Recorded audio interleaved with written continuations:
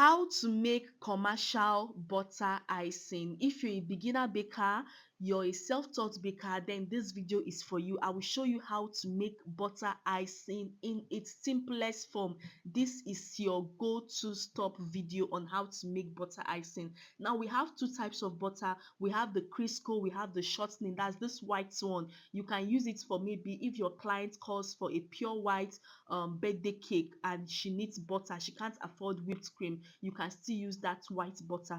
But today we are using the yellow butter. But please besties, do me a favor by liking this video, share this video with your friends, subscribe and follow for more amazing videos like this. I'll be dropping back to back value on this particular channel, and you are welcome. So first of all, make sure you get a clean bowl. I like to use stainless bowl. When I was a beginner baker, I normally use my rubber bowl to make my butter, to cream my butter. And I noticed that sometimes the particles from the rubber or from the bowl begins to, like the particles begins to come out and contaminate my butter while creaming my butter. So I stopped using rubber boil. So please make sure you use your stainless boil or your iron boil. Now when you're creaming your butter, how you will know that it is okay, like you it's and the creaming is enough, is when it turns pale white. Once you see that your butter has turned pale white, it's no longer yellow, like it's off white, you know how off white color is,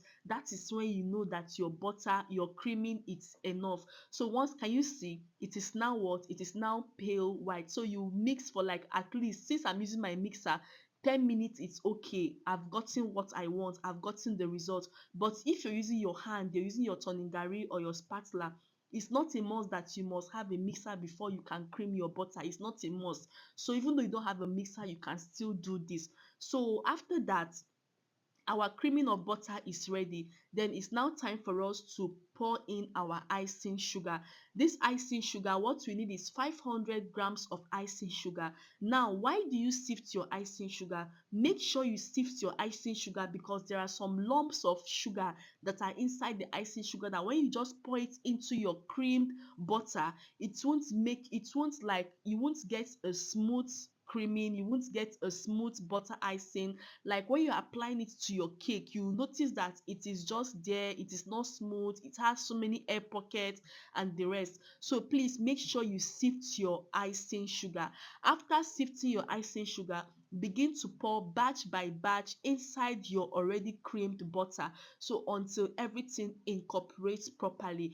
For this method, you can use your you can use your mixer, you can use your turning garri, you can use your spatula, whichever one is comfortable for you.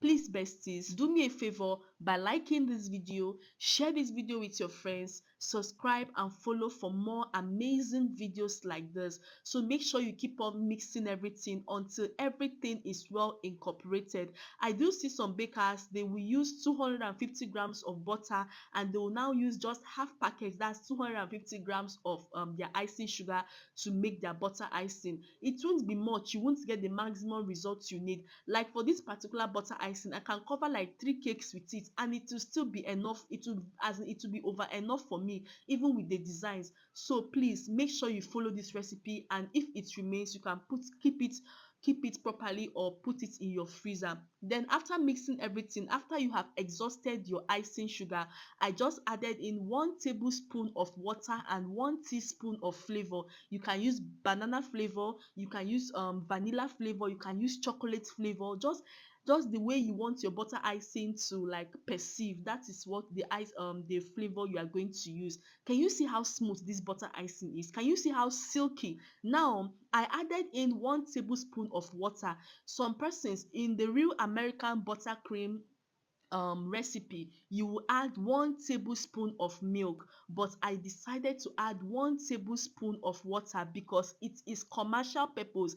Now you all know that I bake for students and they are always having low budget cakes and the rest, so I already know how to go around all these things. So it's not a must that you must add water. If you're doing for your high profile clients, you can add in 1 tablespoon of milk and the rest. So this is the simplest way to make your butter icing. Put it in a container, cover it, and this can last for 3 months or 4 months inside your deep freezer and 1 to 2 weeks inside your fridge. I hope you got value. Bye.